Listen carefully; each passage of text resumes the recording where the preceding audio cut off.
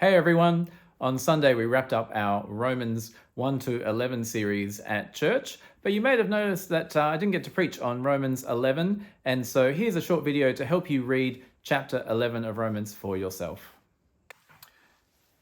Okay, so Romans chapter 11, the first 10 verses answers the question, did God reject Israel?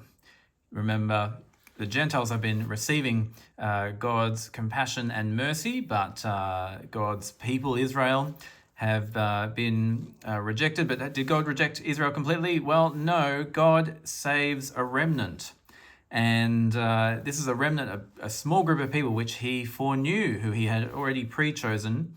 And he goes back to the prophet Elijah. And from Elijah's story, we see that God always chooses some by his grace, while others he hardens. Then moving down to verses 11 through 16, we get asked the question, basically, are Israel too far gone? Well, the answer comes no. Israel have transgressed against God, particularly in crucifying God's Messiah, Jesus. But through their sin, the Gentiles have come into God's kingdom and received salvation through Jesus.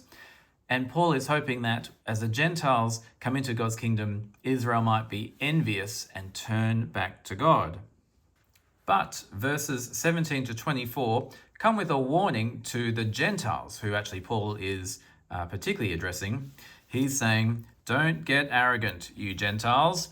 Just because you're the ones who are receiving God's mercy at this time, you are being grafted in to the tree that is God's people. And so continue in the kindness of God by faith, not be getting arrogant, as you're the ones who are receiving mercy.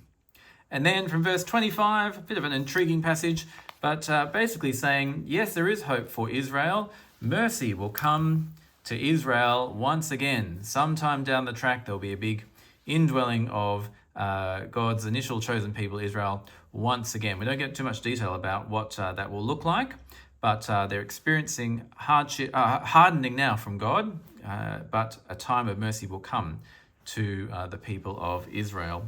And chapter 11 concludes with a doxology, an overflowing of praise, an expression of praise from Paul about God, basically saying his ways are ultimately beyond us.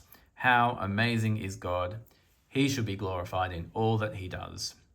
So there's a wrap up of Romans chapter 11. Read through yourself and see what God is saying to you as he speaks about how he deals with his people.